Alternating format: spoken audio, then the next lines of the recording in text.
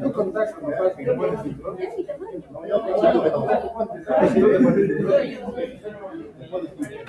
Es que no sé, hay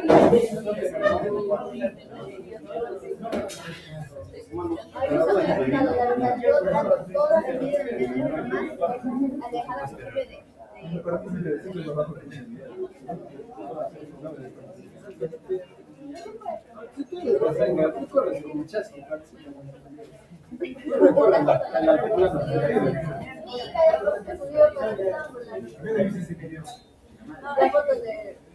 del constructor.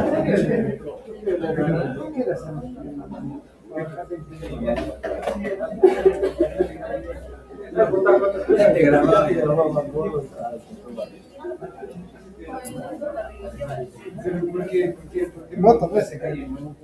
Eso me parece, baila baila, baila, así se puede.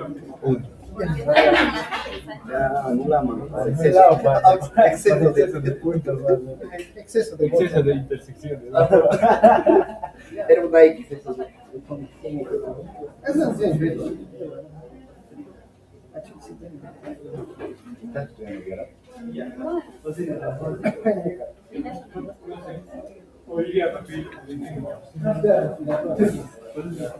Nadie más, ¿no? Luz y Travis. Sí, no me estoy bien. Respiratorio, una repasa ahí.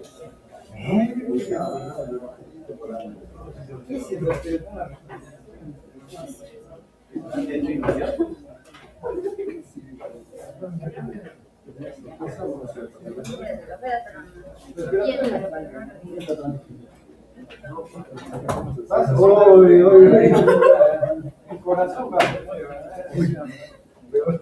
Le he bajado. Pero ¿cómo me le he bajado? Estaba pisado. No estaba encima. Estaba así, no pisaba.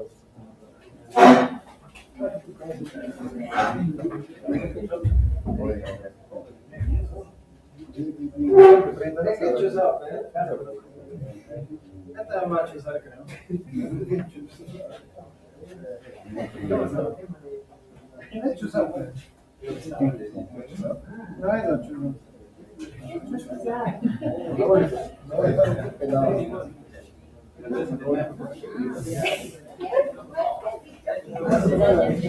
Fue todo. Chicos, nadie más, ¿no? Voy a entregar.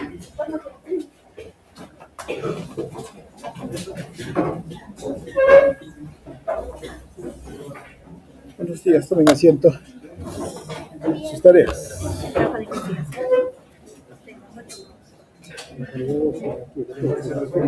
Estos de los trabajos de investigación. Ya.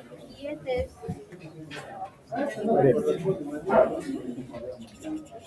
Ya no recogiste mío.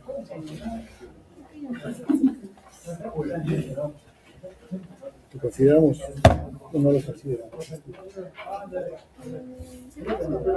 Creo que sí consideramos.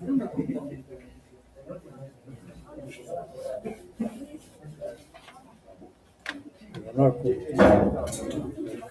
era una cámara. Y después,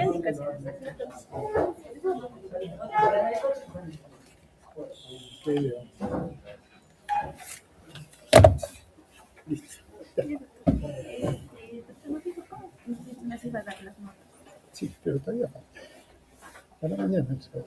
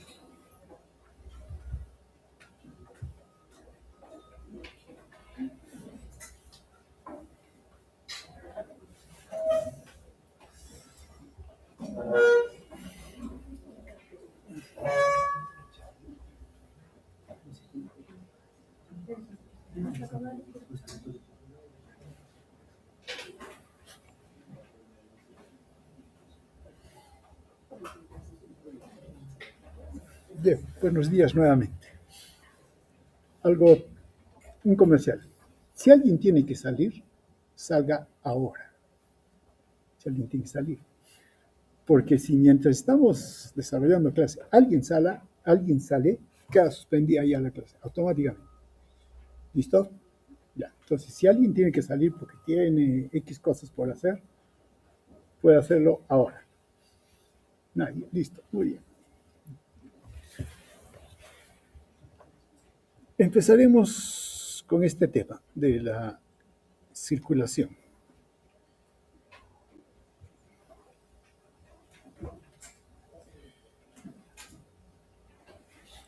Muy bien. Bueno, el sistema circulatorio en el ser humano en realidad son dos, ¿no es cierto? Uno, que consideramos el sistema circulatorio mayor, o que está definido, porque lleva sangre del corazón a los tejidos y regresa al corazón. Sale del ventrículo izquierdo y regresa a la aurícula derecha. Entonces, eso sería uno. Y generalmente cuando hablamos de sistema circulatorio, de fisiología, nos referimos a ese, ¿no? Ahora, pero hay otro sistema, el sistema circulatorio que lleva sangre a los pulmones y recoge los pulmones, de los pulmones, ¿no? Le llamamos sistema circulatorio pulmonar o menor también, ¿no? Que tiene una función muy diferente. En el sistema circulatorio mayor o sistémico lleva el oxígeno y nutrientes a los tejidos y los recoge. Más bien en el caso del menor, más bien lleva la sangre que está cargada con CO2 y todo, lo lleva al pulmón y recoge y regresa con sangre oxigenada, ¿no? A la sangre oxigenada usualmente la llamamos sangre arterial y a la otra sangre venosa, ¿no? Listo. Que no coincide necesariamente con venas y arterias. Listo. En el caso nuestro, como mencionamos, es un sistema circulatorio doble, ¿no? Es cerrado porque en ningún momento la sangre sale del sistema circulatorio y completo, porque comienza ahí, en un lugar y termina, ¿no? De manera continua. Ahora, si queremos hablar rápidamente sobre su función, el sistema circulatorio tiene por función mantenimiento de la homeostasis interna. Nuestras células se entiende que deben captar del medio todo lo que les es necesario, nutrientes, oxígeno, todo. Y vierten también hacia el exterior, espacio intersticial, sus metabolitos, ¿no? Claro, si es un ser unicelular, eso lo obtiene del medio, ¿no? Hace intercambio, pero en este caso nuestras células están dentro del organismo, están como en una bolsita. Entonces no tienen acceso al medio. Alguien tiene que llevarles los nutrientes, todo lo demás, y alguien tiene que sacar. Y eso se encarga el sistema circulatorio, manteniendo entonces el medio intercelular en condiciones de homeostasis, ¿no? Entonces, ese al final es la función del sistema circulatorio. Ahora, este sistema circulatorio está formado por dos elementos básicamente, ¿no? Un sistema de cañerías que hace que circule la sangre y una bomba que hace que esa sangre se mueva. Y esa bomba es el corazón. Ahora bien, anatómicamente sabemos que está situado en la cavidad torácica y todo lo demás, ¿no? La histología nos dice cómo está conformado y todo lo demás. Listo, eso se lo dejamos a esos cursos. Ahora, empezando con el corazón, que es la bomba que impulsa la sangre, esta bomba tiene tres partes o tres elementos básicos. La parte mecánica, que básicamente es el miocardio, que es el que se contrae e impulsa la sangre, ¿no? Ahora, en caso del corazón, en realidad son también dos sistemas, dos aparatos, el auricular y el ventricular. Ambos estructuralmente son independientes, están divididos por aurícula ventrículo, están divididos por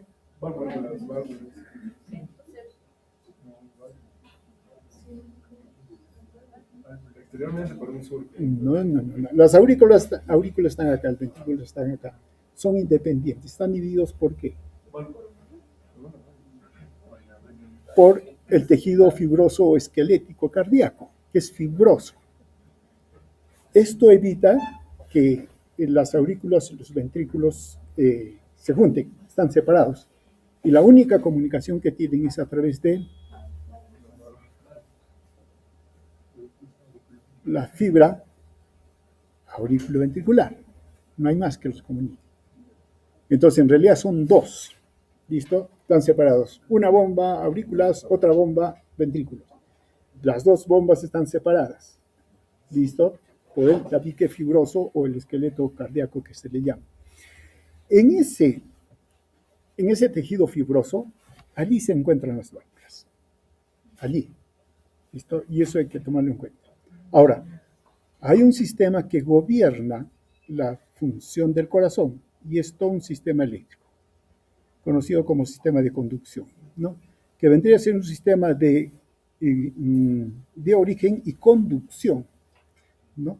Porque el corazón no depende del sistema nervioso para funcionar, tiene su propio sistema. Ahora bien, el corazón tiene la misión de crear una gradiente de presión para que se mueva el líquido, en este caso la sangre. Ahora, la sangre es expulsada por las grandes arterias elásticas hacia los vasos y esto se distribuye en los tejidos. Claro, esto se ve desde el punto de vista de la dinámica, ¿no? Dinámica de fluidos. Pero tenemos que recordar que el corazón no es una bomba rígida, ¿no? Ni tampoco la sangre es un líquido perfecto. Entonces, hay ciertas variaciones que hay que tomar en cuenta. Pero sigamos con el corazón. El corazón, para su función, tiene dos acciones que hace, dos momentos.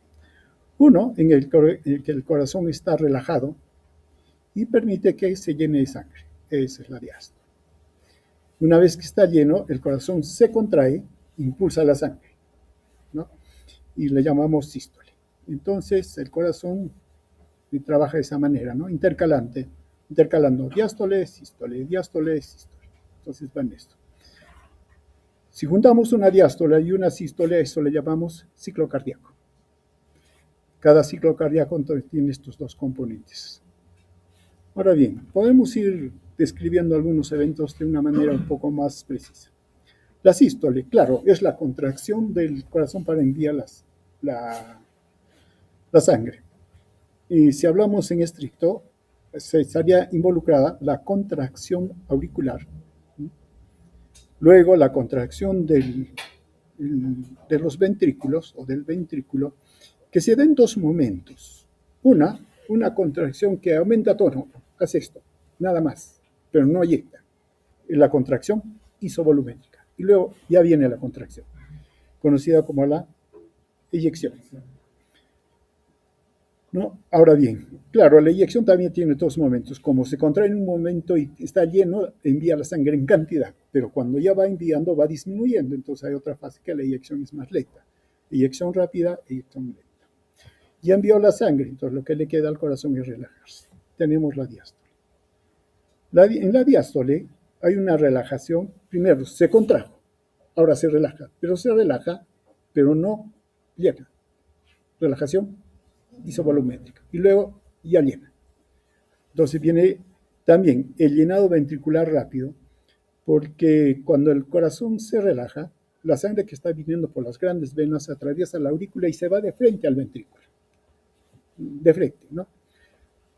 Y más bien ya cuando se va llenando los ventrículos, viene, claro, llenados más lentos y se tiene llenado ventricular más lento. Entonces, hay varias formas, no varias formas, sino detalles que podemos describir y que dan lugar a que veamos al ciclo cardíaco. Si empezamos con la contracción isovolumétrica, eso vendría a ser, ¿no? Y viene la fase de eyección, luego la relajación isovolumétrica, luego el llenado ventricularis, que está dando vueltas y vueltas al corazón. Entonces, el ciclo cardíaco es un conjunto de fenómenos cardíacos que se produce desde el comienzo de un latido cardíaco hasta hasta el comienzo del siguiente, o sea, hasta que se repite, ¿no? Bueno, acá hay un poco de cultura, ¿no? La palabra sístole significa contracción, diástole deriva de dos palabras queridas, enviar y lejano, ¿no? Bueno, eso para los que les gusta la terminología. Entonces, ¿qué tenemos? Tenemos que primero se da para poner un orden, ¿no? Empezamos acá. Hay una sístole auricular que se contrae la aurícula y que sirve para completar el llenado ventricular. Entonces, lo que se va a darle, entonces, una vez que se complete el llenado ventricular, va a haber la contracción. Como mencionamos, en un primer momento hay la contracción isovolumétrica.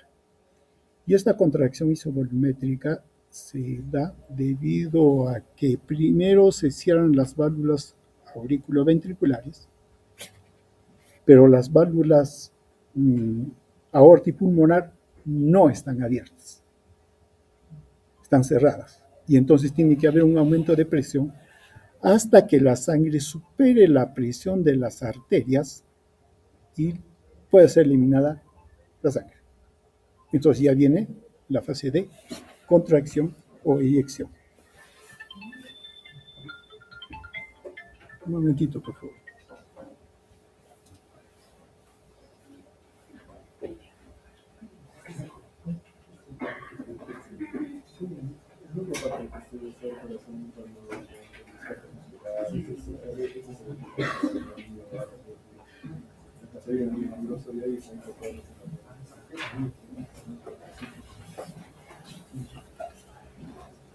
Listo, muy bien. Entonces viene la fase de eyección, ¿no? Se elimina la sangre, es eyectada la sangre. Entonces, como es eyectada la sangre, la presión que tiene la sangre entre los vasos, y como ya no sale sangre, va a hacer que regrese, porque ya no hay el ventrículo y se cierran las válvulas aórtica y pulmonar. Y listo. Y el corazón desde ese momento se relaja. Pero las válvulas auriculoventriculares están cerradas. Entonces, hasta que se abran, recién entra el llenado. Relajación isovolumétrica. Y luego viene el llenado, ¿no? Listo. Entonces, se puede hacer una relación, y de hecho se hace una relación, entre la presión intraventricular, que es la que está moviendo la sangre, y el volumen que maneja, en este caso, el ventrículo.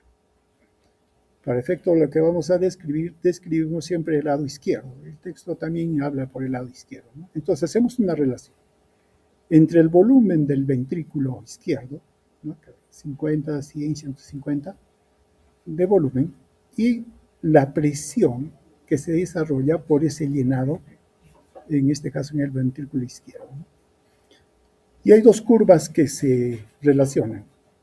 Una, el llenado ventricular, el llenado diastólico, que vendría a ser esto. El corazón nunca está vacío del todo, por más que expulse sangre. Hay un determinado volumen, ¿no? Como este volumen está al final de la diástole, ¿cómo le llaman? Volumen telediastólico. Listo, entonces empieza a llenarse. Y como se va llenando, hay más volumen, la presión empieza a aumentar. Bueno, antes de entrar a eso. Miren, se empieza a llenarse, pero va a llegar hasta más o menos 150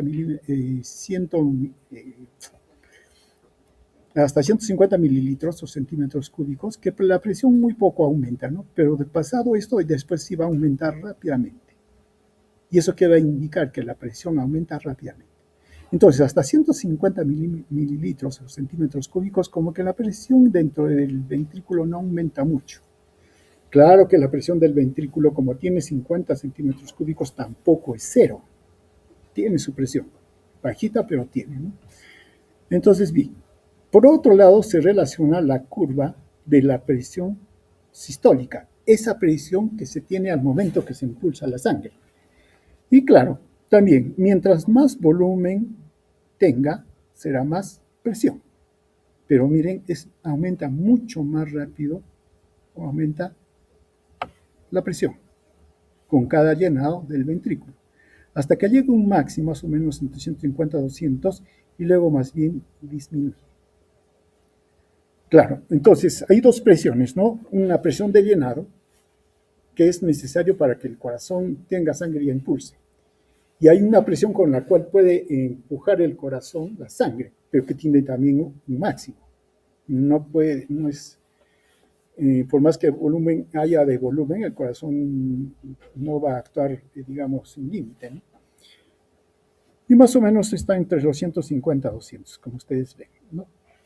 Ahora bien, el corazón, el ciclo cardíaco, se mueve en estas dimensiones, acá. ¿Eso qué significa? Que el corazón se maneja bien, ¿no? Haciendo contracción y eyección y todo lo demás, pero todavía tiene reserva. Tiene reserva para poder trabajar, ¿no? Claro que no puede ser, no puede pasar de 150, donde ahí sí ya tiene problemas, y también la presión sistólica, este volumen es demasiado alto y más bien empieza a decaer. Pero no trabaja aquí, trabaja en este momento. Ahora sí, como íbamos diciendo, en primer momento, la primera fase, la fase de llenado, ¿no? Entonces va a hacer de que aumente la cantidad de sangre en el ventrículo, y estamos hablando del izquierdo, y llega a un punto, aquí. Obviamente, como hay más volumen, aumenta la presión. Este volumen de sangre, ¿cómo se llama?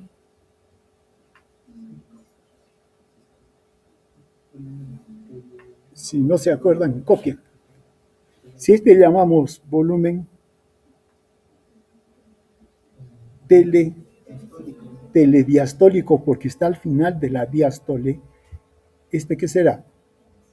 Volumen telesistólico. Listo. Muy bien. Tenemos el volumen telesistólico y aumenta, y aquí el corazón se contrae. Hay una contracción isovolumétrica que mencionamos. ¿Qué significa? Iso igual volumen, igual volumen. No aumenta el volumen, pero sí aumenta la presión. Llega un punto en que la presión vence la resistencia que hace la presión de las arterias, y en este caso la aorta, y entonces sale la sangre.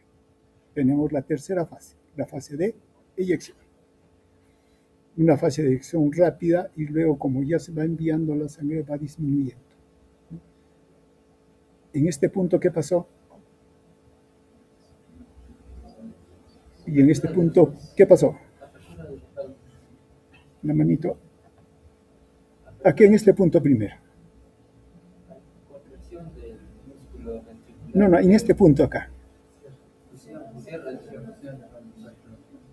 ¿Qué se cerró? Estamos en el lado izquierdo.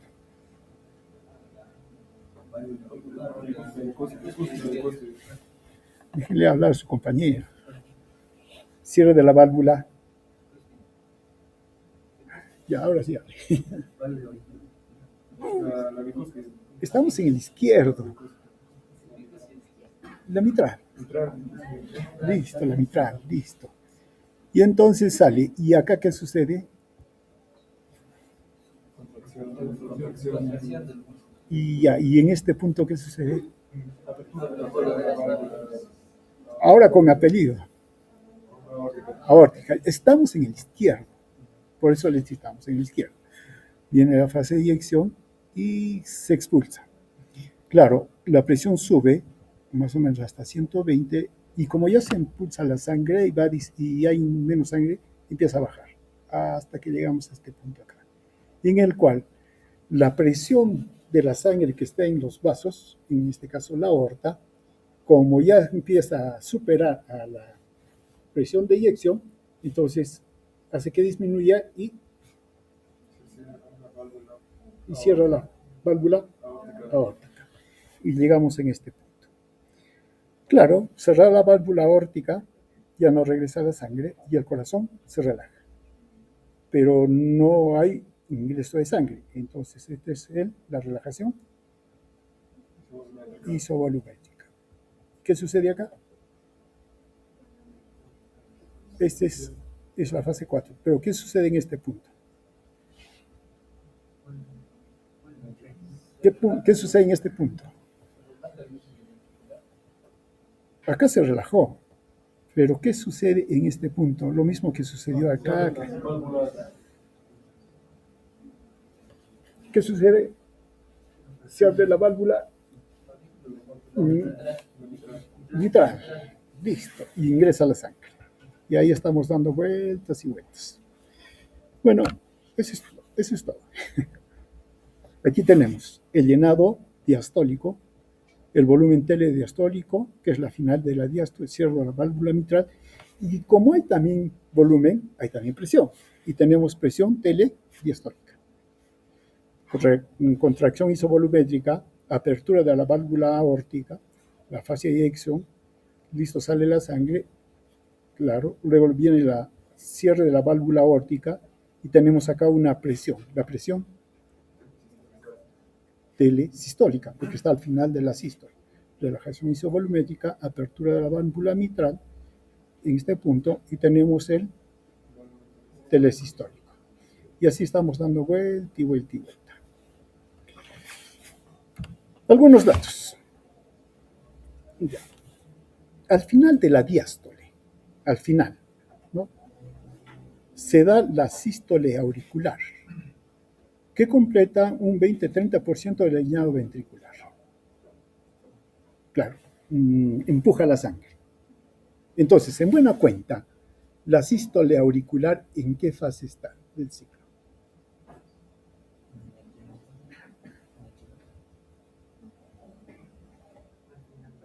Al final de la diástole del ventrículo. Allí se encuentra la contracción auricular, ¿no? Ahora bien, cuando se da este empuje, ¿no?, entonces completa, puede y completando ese 20%, tenemos el volumen ventricular telediastólico que habíamos mencionado, que aproximadamente en promedio 130, 115, etcétera, unos 130 mililitros. Eso es. Después volveremos a esto. Se completó entonces el llenado ventricular. Listo. ¿Y qué sucede? El cierre de la válvula auriculoventricular. Ahora estamos en los dos lados, la mitral y la tricuspidia, ¿no? Claro, sí. Este volumen es para el lado izquierdo o para el lado derecho. Izquierdo o derecho. 130 izquierda. Es para ambos. Es para ambos. Claro, ahí no hay, tienen que mandar la misma cantidad de sangre. Bien, entonces, ¿qué tenemos? En la sístole ventricular se da primero el cierre de las válvulas auriculoventriculares, hay la contracción isovolumétrica que aproximadamente dura 5 centésimos de segundo, y se da la fase de eyección ventricular. Cuando el corazón envía la sangre, no la envía toda, solamente un porcentaje, que aproximadamente es el 65%. Y eso se le denomina fracción de eyección, que más o menos en promedio va de 70 a 90 mililitros. Listo. Claro, este es muy importante, es un índice importante para valorar la función ventricular. Más adelante lo vamos a ver. Entonces, al final, se envió toda la sangre, queda un 35%. Y eso corresponde al volumen telesistólico, que en promedio es 50 o 45 mililitros. ¿Qué será la protodiástole?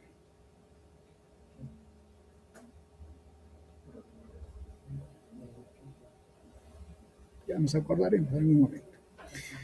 Tenemos esta sístole ventricular y ya viene la diástole.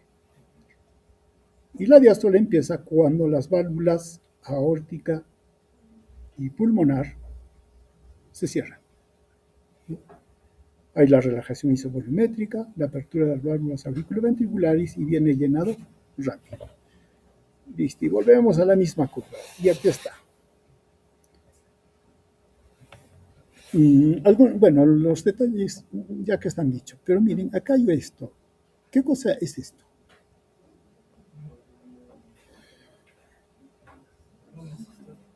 Es el que es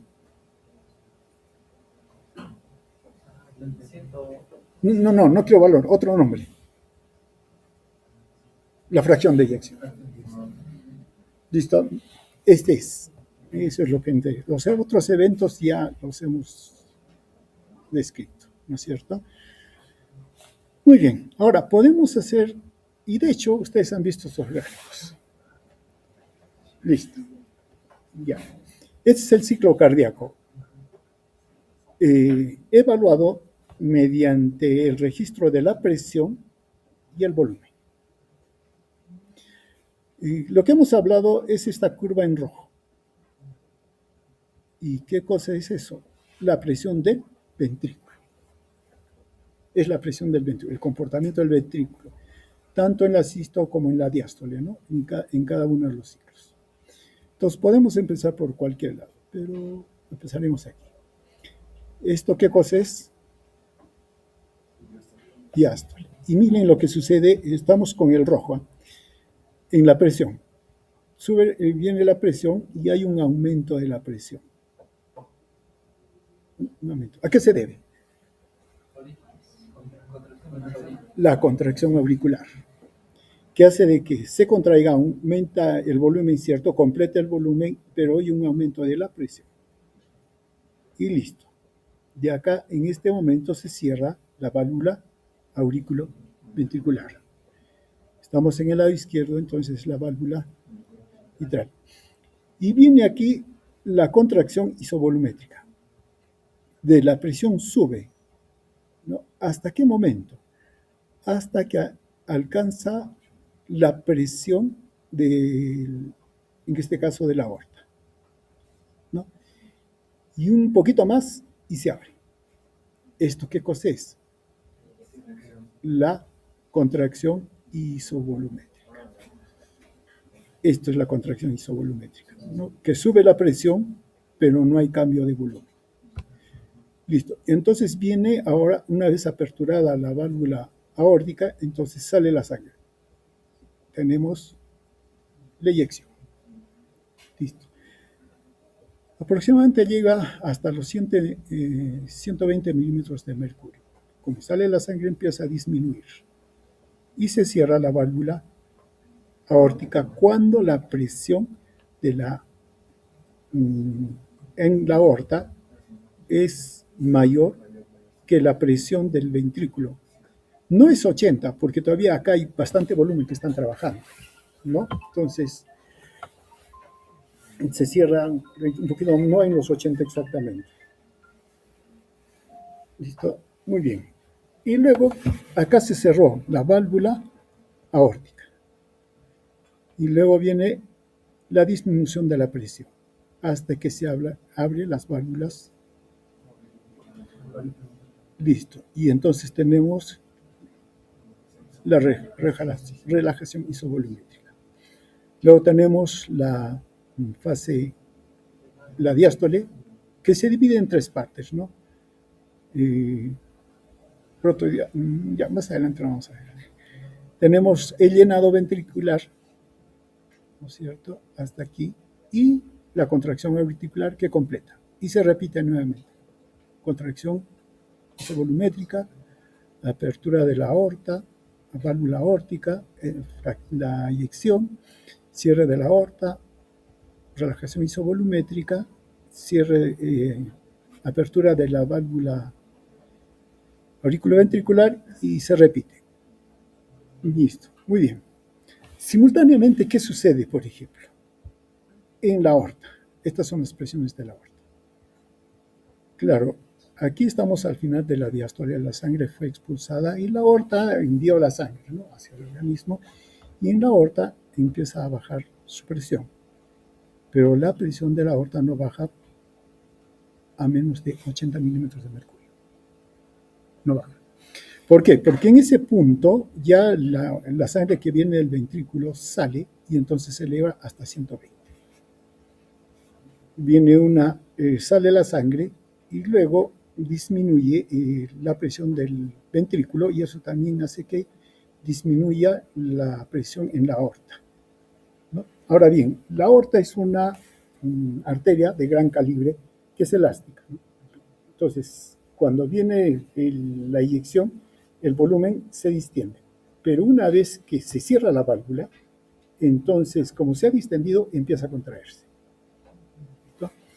Y empieza a contraerse. Ahora, como es una gran cantidad de sangre que se ha impulsado, esa sangre tiende a regresar.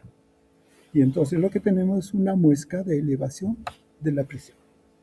Una muesquita, sube un momento. Y a partir de ese momento, ya como la válvula aórtica está cerrada y la aorta empieza a contraer, impulsa la sangre. Y entonces la presión disminuye nuevamente hasta 80, hasta que nuevamente sale la sangre a una presión superior a 80 desde el ventrículo, entonces se eleva a 120, ¿no? Y se repite lo mismo. Acá tenemos la presión en las aurículas. Acá tenemos, la sangre se llena, pasa directamente de las grandes venas hasta la aurícula. Entonces estamos acá, ¿no? Y al final, la aurícula hace una contracción, entonces en la aurícula aumenta la presión. Hay un pequeño aumento. ¿Listo? Una vez que se cierra la válvula, entonces hay una contracción del ventrículo. Pero ¿qué sucede? Lo que sucede es que como hay una contracción, a la válvula como que la empuja y hay resistencia. Entonces la presión sube. Ahora bien, como ya la sangre está saliendo del corazón, desde los ventrículos, las aurículas están relajadas, entonces la presión baja.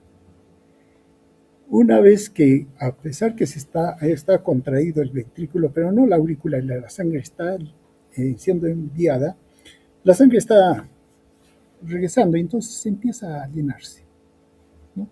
No tanto como en la diástole, pero empieza a llenar y eso hace que se abra un poquito, hay un poco de presión, eleva la presión, ¿no? Listo. Luego, ya en la diástole se relaja, se abre la válvula auriculoventricular, la presión baja y se mantiene, porque solo pasa, ¿no? Hasta la final de la diástole hay una contracción. Esta onda A, entonces, en la aurícula se debe ¿a qué? Sístole auricular. ¿Qué sucede? Como hay una sístole auricular y las válvulas todavía aquí, como que aquí, ¿qué sucede acá? Auriculoventricular, ¿no es cierto? En este punto, ¿no? Ya se ha llenado.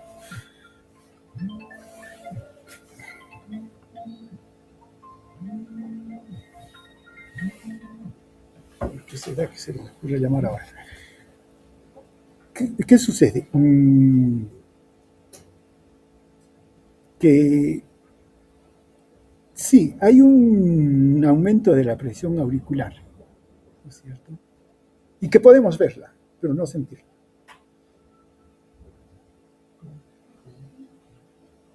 Podemos verla, pero no sentirla. El pulso no lo vemos, pero lo sentimos. Esto lo podemos ver, pero no sentir. Para evaluar a una persona así, digamos, semiológicamente, se le hace que se eche en la camilla, se inclina más o menos 30 grados y que se apoye hacia el lado derecho. Aunque, no, mejor, por el lado izquierdo, para hacer esto. Sí. Y uno puede ver acá cómo late. No todas las personas, pero en algunos se puede. Y se ve que late. Y uno quiere palpar, no siente. Porque no es pulso. El pulso viene por la fuerza que envía el corazón la sangre. Pero acá eso no está sucediendo, sino es un remanso. Es como cuando el agua golpea una pared y regresa, ¿no es cierto? Y a esa onda, si es que en la aurícula hay un crecimiento o hay algún defecto, esta onda crece. En algunas personas delgadas se puede ver. Uno lo palpa, no se palpa, prácticamente normal. Pero si uno lo palpa, problemas. inmediatamente. Ese es un problema, ¿no? Por eso se puede ver. Y como en algunas personas sí se les ve, ¿no? Pero no se debe palpar. La onda C, ¿a qué se debe?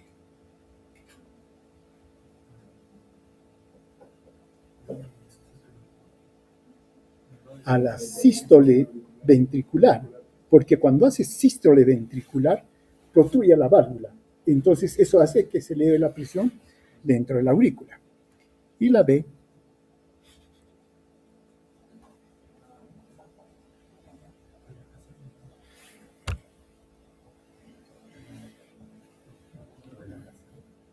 estamos al final de la sístole. Acá está llenado. Acá está llenado. Y no, ha aumentado la presión. Acá es un aumento. ¿Qué sucedió con la D? Estamos al final de la sístole.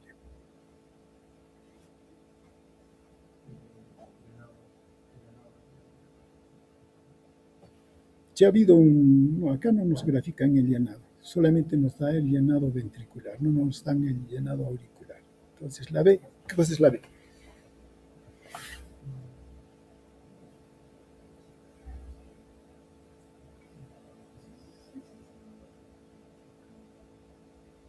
Y miren, solo tienen que recordar los eventos que se están sucediendo en el ventrículo acá. Miren, lo que ha sucedido en el ventrículo es ¿qué cosa es esto? Relajación isovolumétrica, ¿no es cierto? Listo. ¿Y qué cosa tenemos aquí en este punto? Aurículo ventricular, ¿no es cierto? Entonces, si bien es cierto, no estamos en esa fase, pero sí ha habido sangre que ha regresado, ¿no? Y que se está acumulando y se abre la válvula, entonces cae la presión.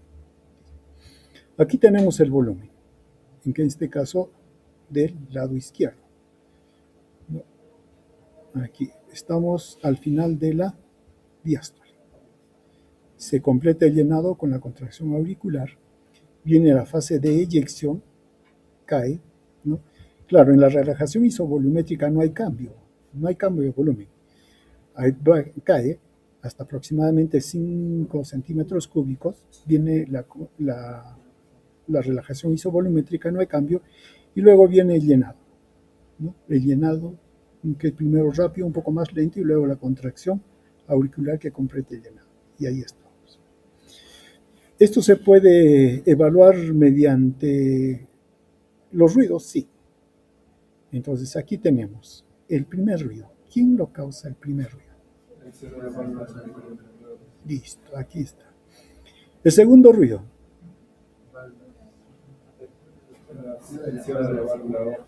Cierre de la válvula aórtica o pulmonar.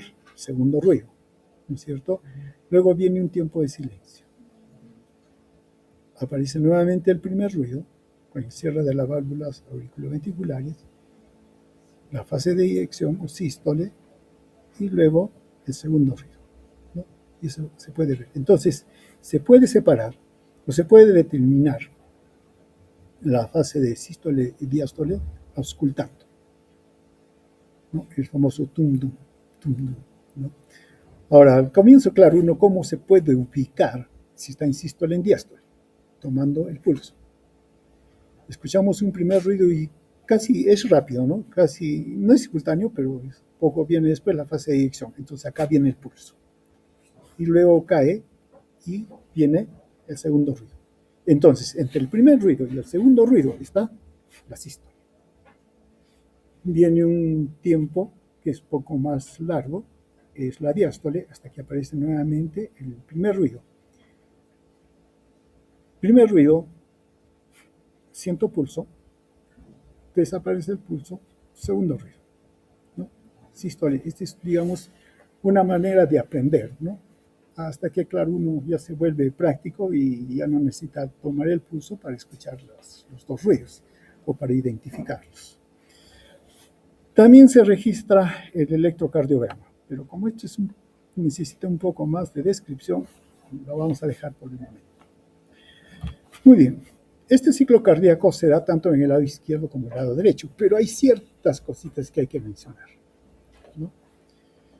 Son iguales, derecho e izquierdo, pero hay ciertas diferencias en la duración de las fases. ¿Y esto a qué se debe? Que el ventrículo derecho maneja un circuito de baja presión. Y hablando de eso, viene la primera tarea.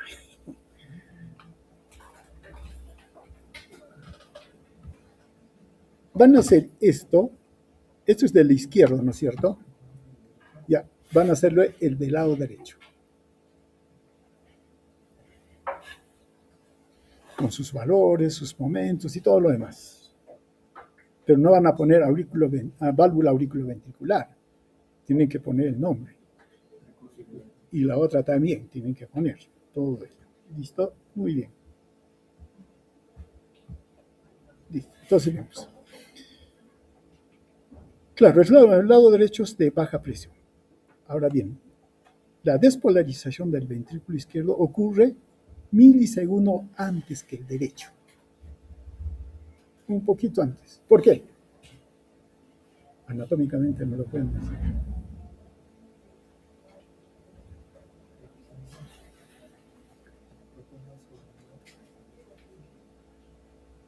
Anatómicamente me lo pueden decir.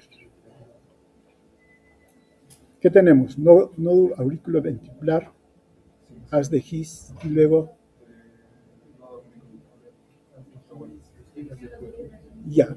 ¿Cómo son las ramas de fibras de Purkinje? A la derecha es uno solo. En la rama de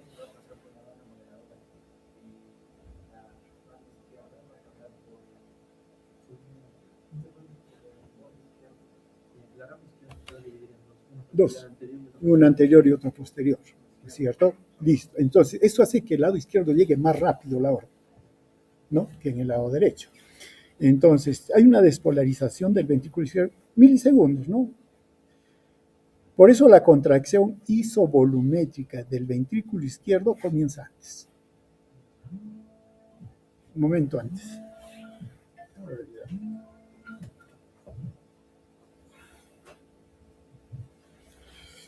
Comienza antes, ¿no? Comienza antes. Y por lo tanto, la válvula mitral se cierra antes que la tricuspidia. Claro, no es un tiempo largo. Prácticamente al oído no se diferencia, a menos que tenga un problema, ¿no? Se ausculta esta diferencia solo con fonocardiograma de alta resolución.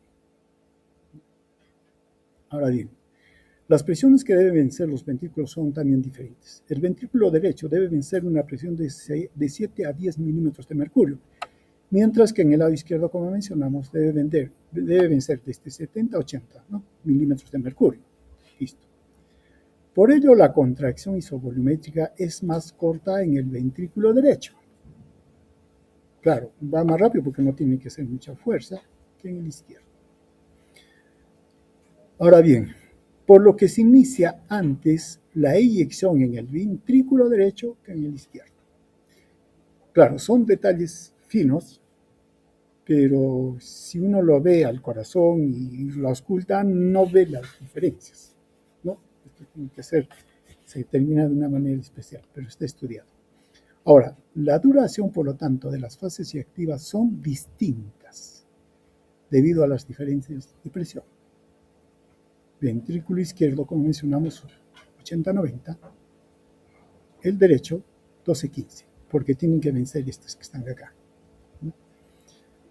Por eso, la fase de eyección rápida y lenta termina primero en el ventrículo izquierdo y la válvula aórtica se cierra primero que la pulmonar. ¿Quién está yendo primero? El ventrículo izquierdo. Porque en el primer ruido, ¿qué se cierra? Las válvulas aórtica, pulmonar. ¿Quién se cierra? La mitral, la tricuspidia. ¿Quién? La mitral. La mitral se cierra primero. Y acá, ¿quién se está, después de la eyección, la válvula aórtica y la pulmonar? La fase de eyección rápida y lenta termina primero en el ventrículo izquierdo. Entonces la válvula aórtica se cierra primero que la pulmonar. Entonces, en buena cuenta, el ventrículo izquierdo se le adelanta un poco al derecho. La eyección del ventrículo derecho tiene una particularidad, que es sensible al retorno venoso. ¿Por qué?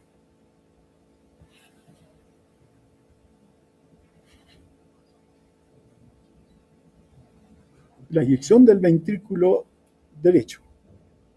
El ventrículo derecho, ¿a dónde envía sangre? A pulmonar. ¿Y la sangre de dónde ha debido de venir?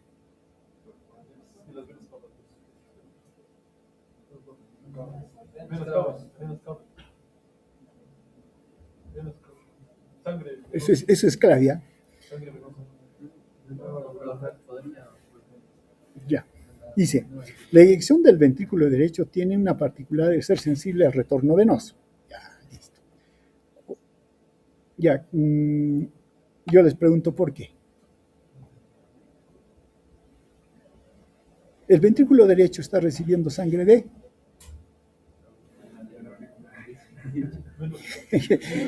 ¿Y el ventrículo derecho de dónde está recibiendo sangre?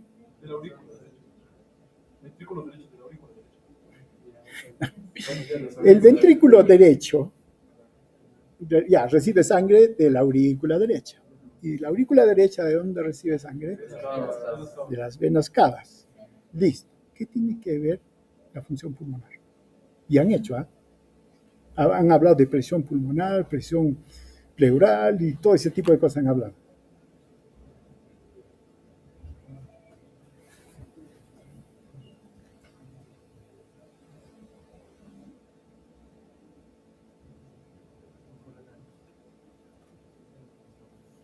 Por eso que el ciclo cardíaco se ve influenciado por la respiración, ¿no? Y eso es lo que nos están diciendo acá, ¿no? Miren, cuando hay una inspiración, se incrementa la presión negativa intratorácica. Las eyecciones se prolongan más tiempo. Bueno, acá hay varias cosas, ¿no? Cuando hay una inspiración, se incrementa la presión negativa intratorácica. Cuando dice se incrementa la presión negativa intratorácica, se hace más negativo o menos negativo.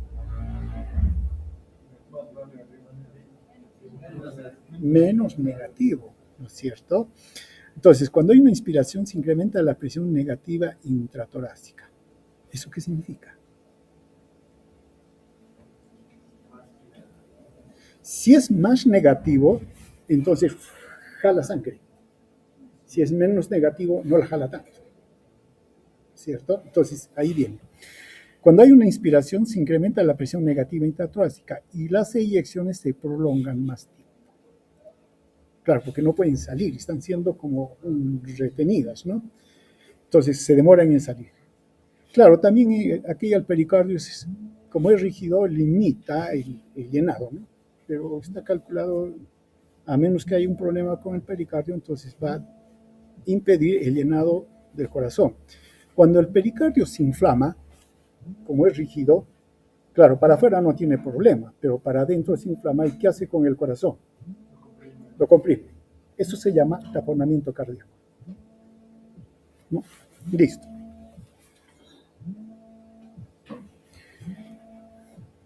Listo. Al llenarse más el ventrículo derecho, por mayor retorno venoso, ¿por qué mayor retorno venoso en la inspiración?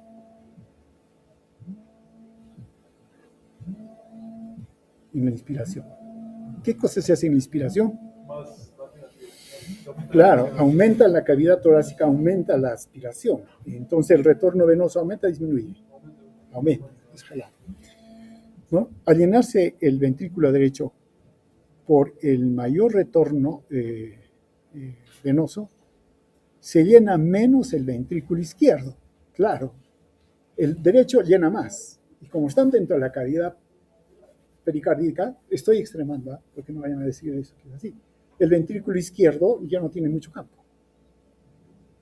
Entonces, ¿quién se llena más? El derecho y el izquierdo no. Eso en la inspiración. Entonces, al llenarse el ventrículo derecho por el mayor retorno del venoso se llenará menos el izquierdo y la eyección se acorta. Listo. Muy bien. Así se produce el desdoblamiento fisiológico del segundo ruido cardíaco. Veamos esto acá. Claro, nosotros auscultamos el corazón y tenemos puntos, ¿no?, específicos para la auscultación. Claro, al tanteo nosotros ponemos el estetoscopio acá, listo, y escuchamos el latido del corazón. Pero hay puntos específicos. Por ejemplo, en el segundo espacio intercostal, aquí, ¿qué escuchamos mejor? La válvula aórtica, en el momento que se cierra. A este otro lado, ¿qué escuchamos mejor? La válvula pulmonar. Aquí en el ápex, ¿qué escuchamos mejor? La mitral. Y a este otro lado del borde izquierdo del esternón, aquí la tricuspidia. Esto por la provisión del ruido llevado por la sangre. Claro, el ruido dijimos que es transportado por un medio, ¿no es cierto? Pero si la sangre está corriendo en ese sentido, claro, lo lleva. Y nos hace una proyección y podemos escuchar entonces en estos puntos de mejor manera esas válvulas. Claro que si ponemos aquí en el centro podemos escuchar todo, eso es cierto, pero queremos escuchar de manera particular, buscamos estos puntos. Listo, ya. Tenemos miren, aquí está, la mitral y tricuspidia. ¿Qué determinan eso? El primer ruido, ¿no? El primer ruido cardíaco. La sístole, en este caso la diástole, está dividida en tres partes, como mencionamos al inicio: protodiástole, mesodiástole, telediástole. Claro, ahorita solo nos nombramos. Cuando estén en semiología va a ser necesario que sí se den cuenta de esto. Ahora, excepto la tele, ¿qué pasa en la telediástole? ¿Qué sucede? Evento. La sístole auricular. Y ahí tenemos la onda A. Tenemos el ruido. Ningún ruido. Esa es otra cosa, ¿no? Ya, ahorita no vamos a entrar a eso porque no es nuestro tema, pero va por ahí. Ya, entonces tenemos la mitral está adelantada que la tricuspidia, por lo que dijimos, ¿no? La aorta que la pulmonar también. Pero ambos ruidos los escuchamos igual. Un solo ruido. No escuchamos más nada, ¿no? Y es así. Pero cuando hay la inspiración, ahí viene el cambio. ¿Qué sucede en la inspiración?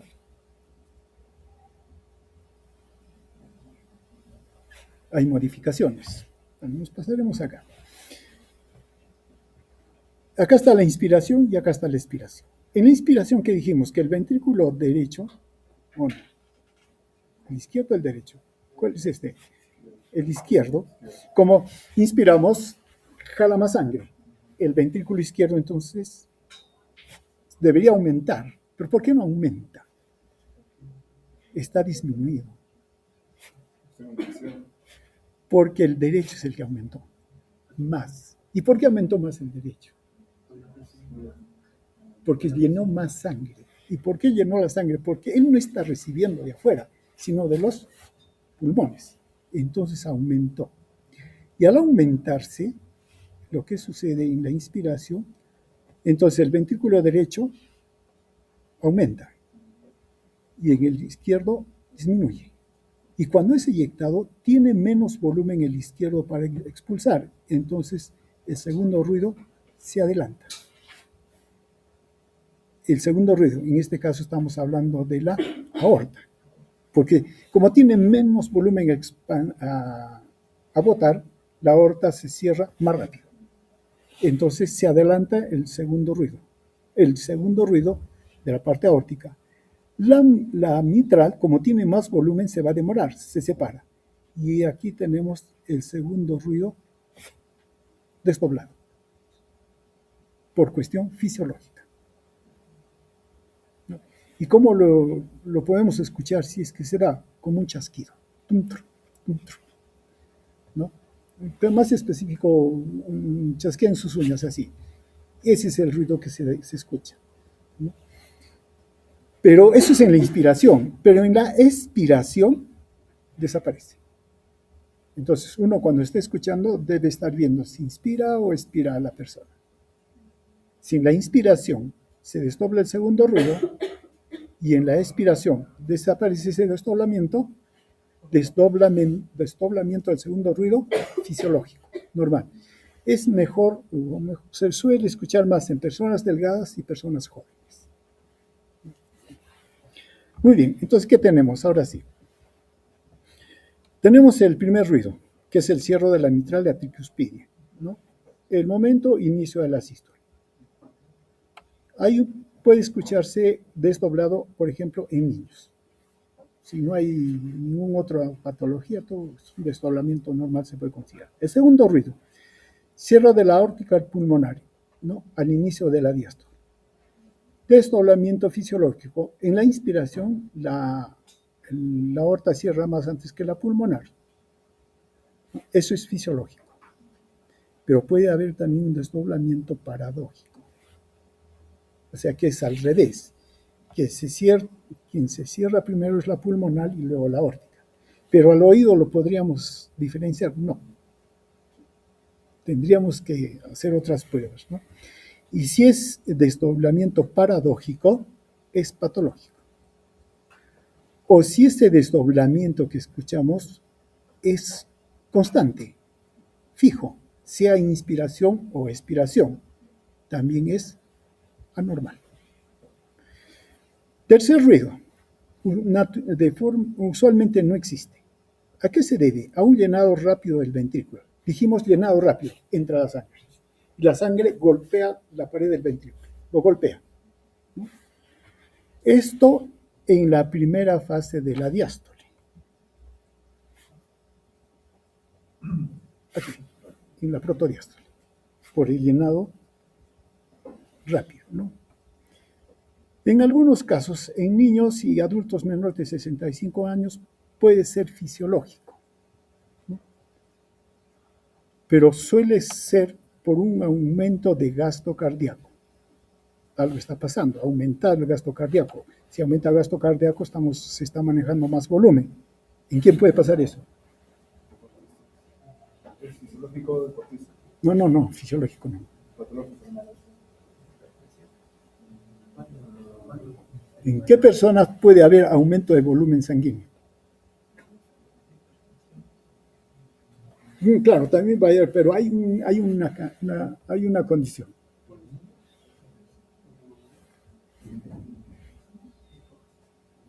Lo contrario de poliglobulia. ¿Cómo? Lo contrario de poliglobulia.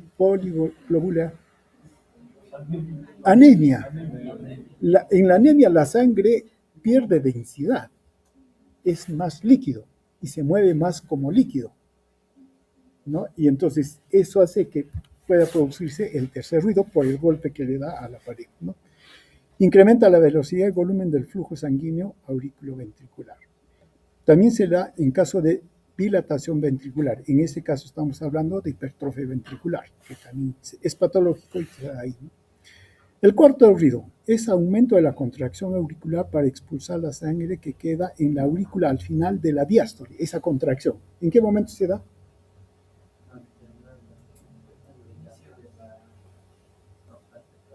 Momento, dos palabras.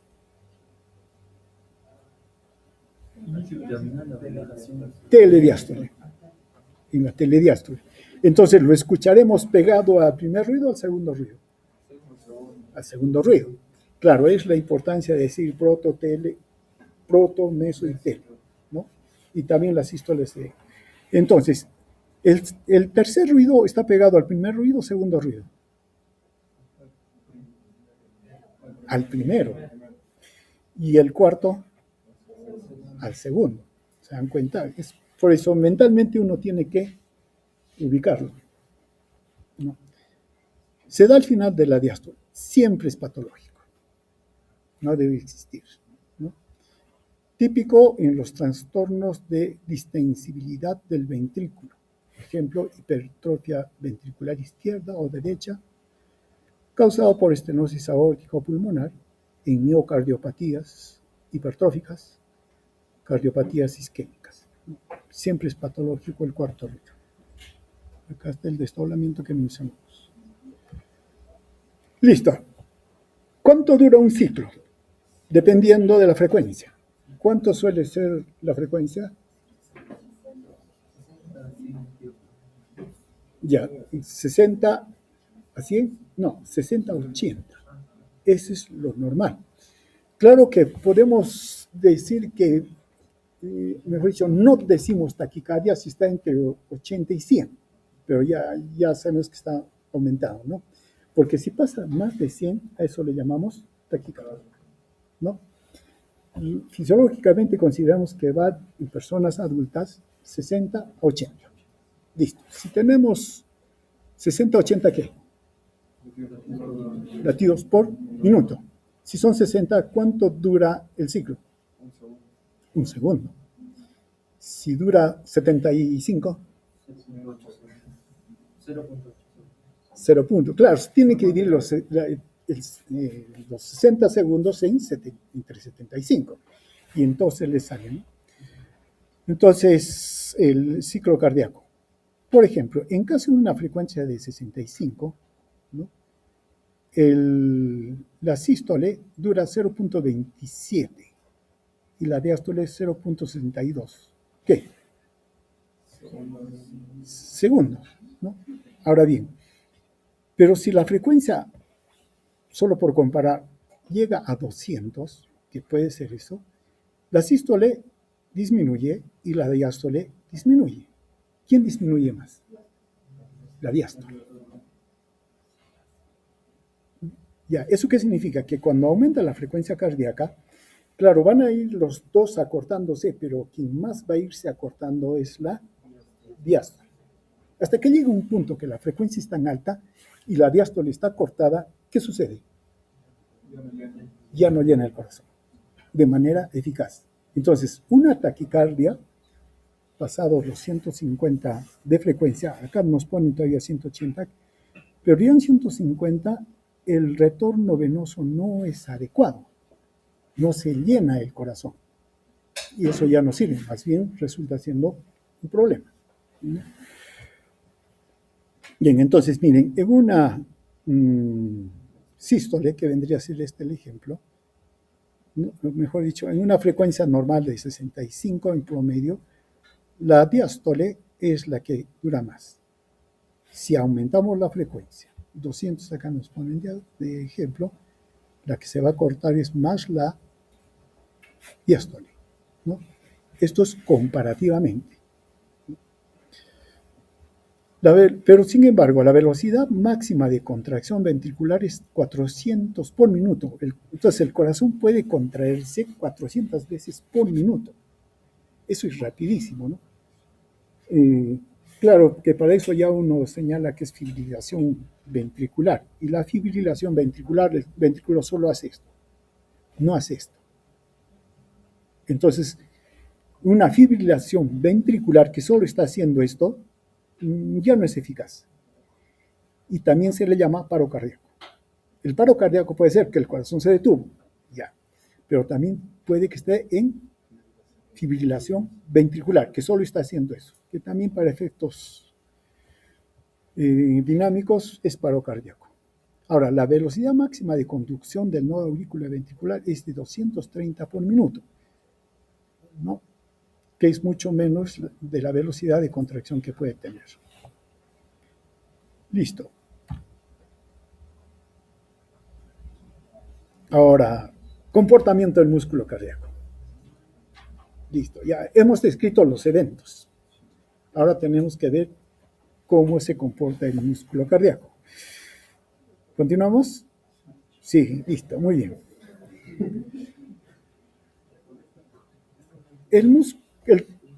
Los ventrículos del corazón están hechos de músculo.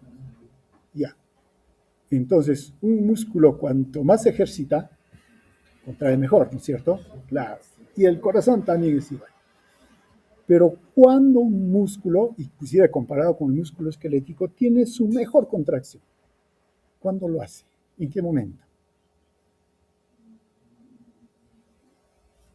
¿En qué momento el músculo esquelético y también el cardíaco tienen o hacen su mejor contracción?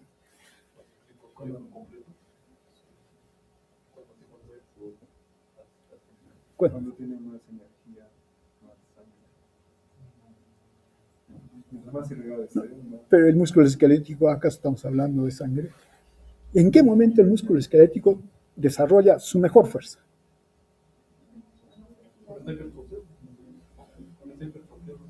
No necesariamente, ¿eh? No necesariamente. Y el corazón es un ejemplo que mientras más hipertrofiado está el músculo cardíaco, no sirve. Ante el estrés.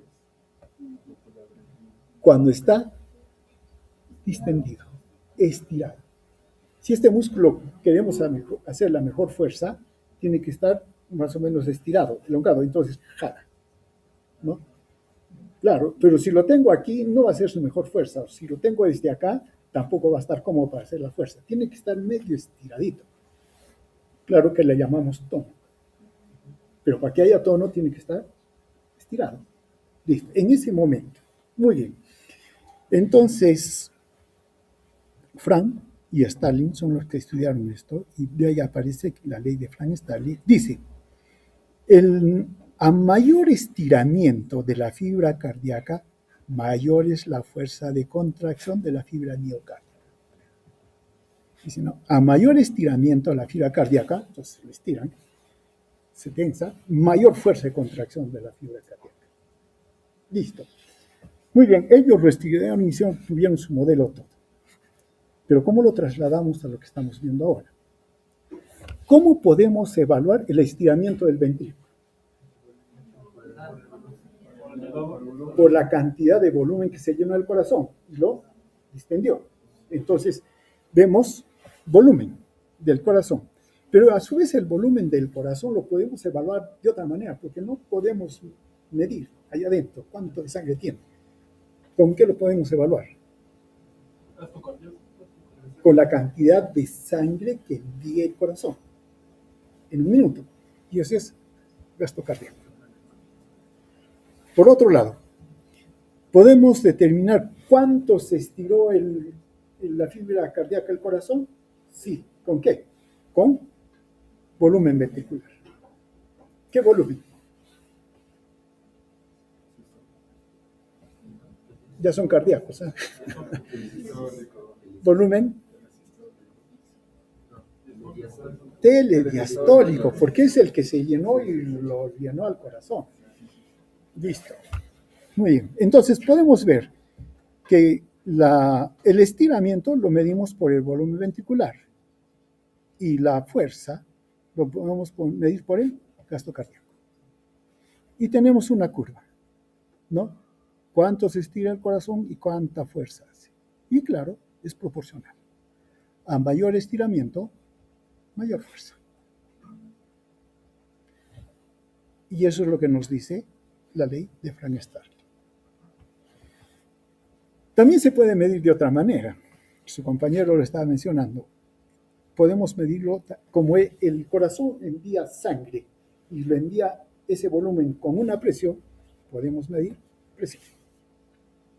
Esa es otra forma.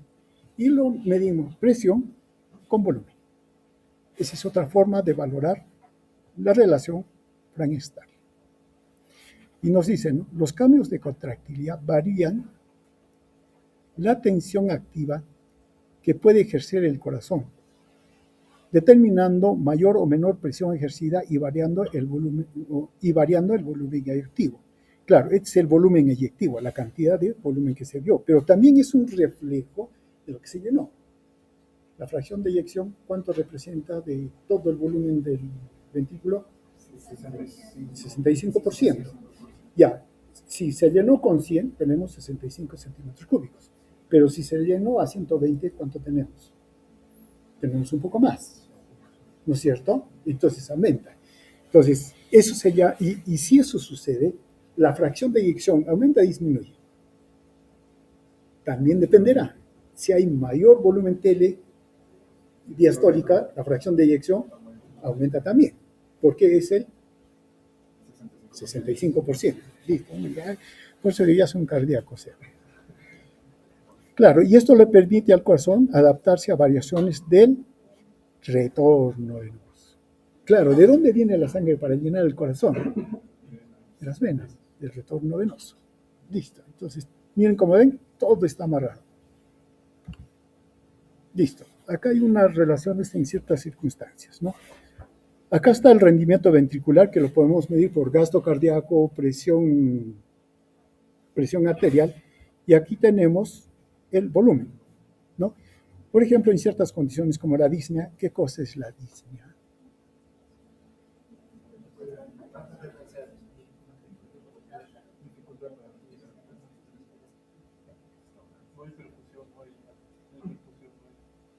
¿Qué cosa es la disnea? Está definido como la sensación subjetiva de falta de aire. No, le está faltando de aire. Aquí tenemos edema pulmonar. En la disnea faltaría aire, significa que está llegando menos oxígeno todo. Y acá hay edema pulmonar. Si lo trasladamos a la ley de Frank-Starling, en la disnea como que, ¿qué faltaría? Faltaría sangre. No está llegando la suficiente cantidad de sangre al corazón y por lo tanto el corazón no le envía al pulmón la suficiente sangre para que capte el oxígeno y nos aporte el oxígeno. El oxígeno está bajo, por eso hay disnea, disminución de volumen. En el edema pulmonar, más bien al contrario, hay mucha sangre que está saliendo al intersticio y el pulmón se ha edematizado. Entonces está aumentando acá el volumen, ¿no? Ahora, entonces, y aquí tenemos la relación normal, ¿no? Es una curva, ¿no? que se desplaza de esta manera. Si aumenta el volumen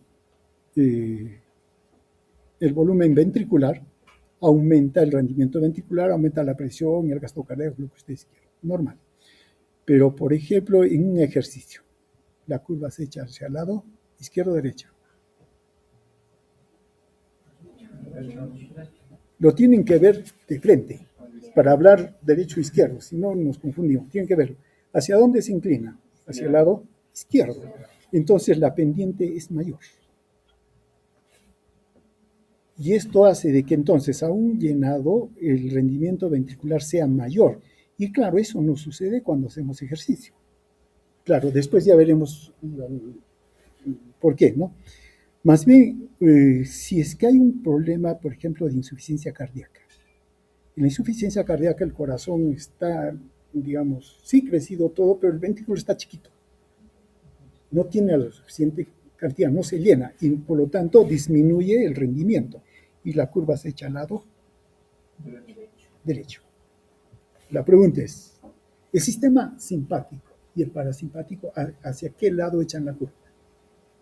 Simpático izquierda, parasimpático derecha.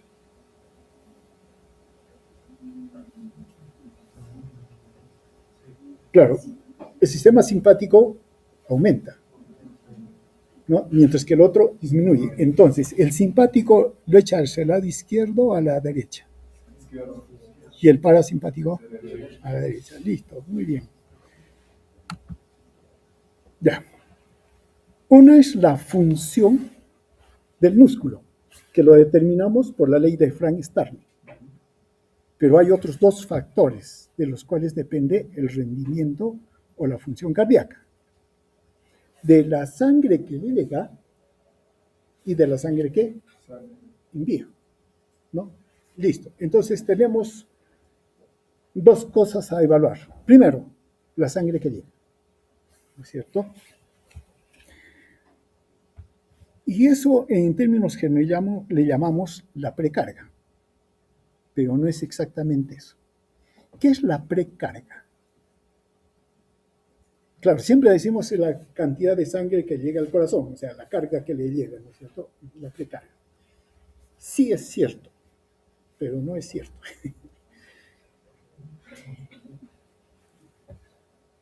Es esto.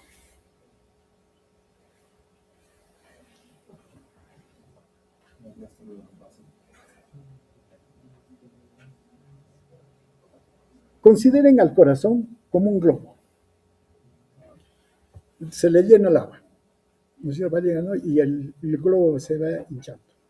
Hasta que ya lo cerramos, y dejamos de llenar y cerramos el orificio. Y el globito está ahí. Ese globito está haciendo una fuerza para contener y no explotar la cantidad de agua que hay ahí adentro. Está haciendo una fuerza. Esa fuerza es precarga. Es la fuerza que hace el corazón conteniendo la cantidad de líquido que le ha llegado. Es eso. Esa es la precarga.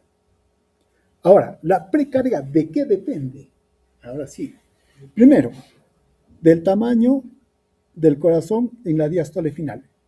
Claro, el corazón se ha llenado sí, se ha llenado. Y entonces, por lo tanto, tiene un tamaño y eso se puede medir mediante el radio, ¿no? Entonces, el radio del corazón al final de la diástole, ¿no? ¿De qué depende? Claro. No. Estamos desagregando, por eso vuelvo a repetir. La precarga es esa fuerza que está haciendo ahí es el corazón, ¿no? Por contener todo eso. Ya, listo. ¿De qué depende? Uno, del tamaño del ventrículo. Cierto, muy bien. Pero ¿de qué depende ese tamaño del ventrículo? Estamos en condiciones normales. La resistencia del... Digo, la resistencia del... Va por ahí, va por ahí. O sea, la resistencia que ocurre. ¿Y cómo le llamo acá? La compliance. Claro, es la resistencia la que puede contenerlo, ¿no? Puede contener, entonces se puede acomodar ahí la sangre y el corazón, el ventrículo, sí se distiende, tranquilo, ¿no? Claro que está haciendo fuerza. Entonces, mientras más compliance tenga, ¿no es cierto? Entonces puede captar la cantidad de sangre. Si es mucha la resistencia, entonces la sangre no va a poder entrar porque está haciendo fuerza, ¿no? Entonces tiene una resistencia, una compliance. Y también obviamente depende del pericardio, porque si el pericardio está chiquito, lo está cerrando, ¿no? Entonces no puede extenderse, no tiene compliance. Depende también de la presión de llenado diastólico final. De la presión de llenado diastólico final. O sea, del volumen de sangre. Del volumen de sangre que le llega, ¿no? Ahora bien, el volumen de sangre de que le llega depende de qué. Del volumen sanguíneo total. ¿Cuánto de sangre tiene cada uno? ¿Cuánto? 5 o 6. Yo veo algunas personas y veo otras y no creo que tengan el igual. Sería 7% de peso corporal. Claro, puede ser, ¿no? Se puede calcular multiplicando 70 a 80 centímetros cúbicos por kilogramo de peso. Y entonces ahí cada uno ya sabe su volumen de sangre, ¿no? Que debe tener. Claro, como todo esto se hace en personas adultas, varones, de 1,70 m de tamaño y 70 kilos de peso, es el hombre ideal, dicen, ¿no? Entonces se saca 70 kilos. Si le ponemos 70, ¿sí? Es 4.900, prácticamente 5 litros. No, por eso se maneja esa cifra, ¿no? De esa manera. Entonces, tenemos entonces el volumen sanguíneo total. Listo. ¿El volumen sanguíneo total puede disminuir? Claro. Ejemplo, una hemorragia, una deshidratación. ¿Y eso afectará la precarga? Claro, la precarga va a afectar. El volumen de distribución. Claro, hay una sola cantidad de sangre, ¿no es cierto? Pero puede estar ocupando, y está distribuido en todo el organismo, pero no todo el organismo tiene la misma cantidad de sangre. Dependerá de su función, tamaño y etcétera, ¿no? Ahora bien, y puede haber en algunos casos el tercer espacio. ¿A qué le llaman el tercer espacio?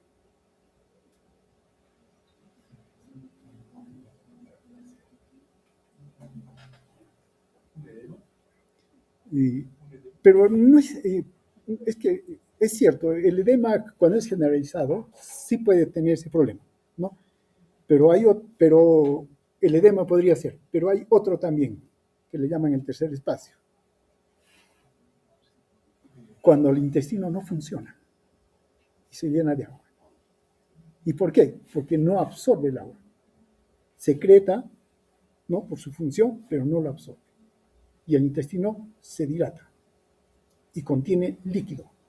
Y eso le llama el tercer espacio. El edema, como dice su compañero. La contracción auricular. ¿De qué dependerá la contracción auricular? De que le empuje el agua, la sangre. Ese poquito que falta, pero tiene que empujarle. Claro que en algunos casos, por ejemplo, el aurícula, por alguna razón, no funciona bien, pero sin embargo, el corazón, el ventrículo es lo suficiente con la sangre que le llega para aportar la sangre, ¿no? Y hay ciertas patologías, sí, él tiene un problema auricular, pero como que no le afecta mucho a la persona, ¿no? La compliance venosa. ¿Qué es la compliance venosa? Venosos, ¿no es cierto? Pero en este caso tenemos que verlo de diferente forma. ¿Dónde hay más sangre? ¿En las venas o en las arterias? ¿Dónde hay más sangre? ¿En las venas o en las arterias? En las venas, porque las venas tienen mayor compliance. Son más anchas, más amplias, ¿no es cierto? Entonces, si hay una venodilatación, la vena se dilata y por lo tanto contiene más sangre y esa sangre no retorna al corazón, se queda. Entonces, si hay venodilatación, el retorno de sangre es menor, pero si hay una venoconstricción, más bien hay menos contenido de sangre en la vena y por lo tanto más sangre llega al corazón. La resistencia periférica total. ¿Estamos en nuestra hora? Sí, estamos en nuestra hora. No, es una señorita enfermera. Su CPP.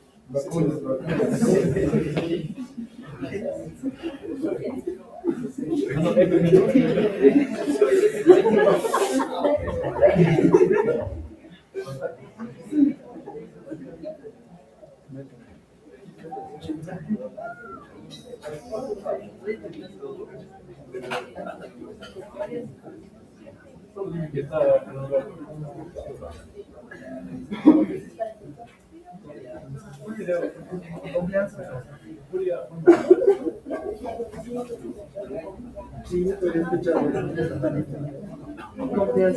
La confianza. Pero fíjense bien que este término es importante, ¿no?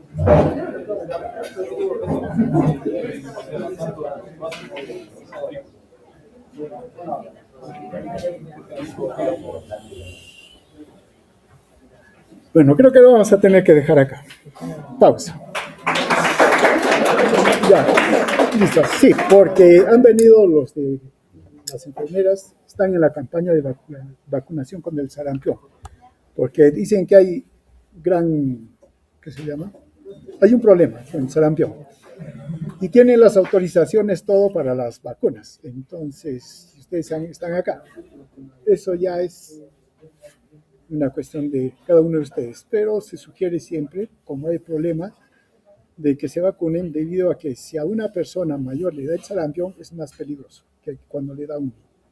Entonces, continuamos el día de mañana, pasarán las enfermeras, ya depende de cada uno de ustedes.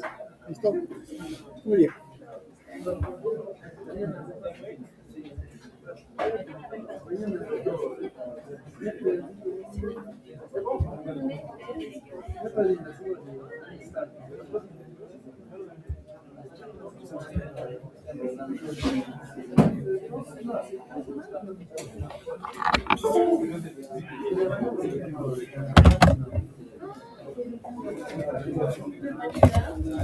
¿Y qué haces acá? Tienes vacuna.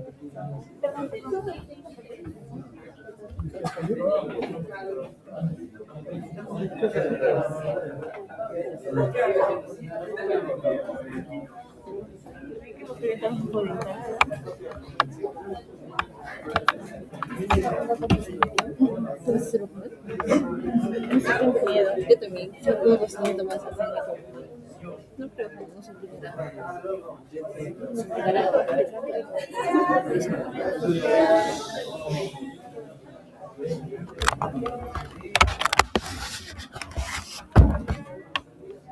Buenos días, jóvenes. Somos personal del Ministerio de Salud de la Red Integrada de Salud 1. Como ustedes saben, estamos en alerta epidemiológica por contagios local de sarampión. Ustedes son una población cautiva, ¿qué quiere decir? Que todos están juntos.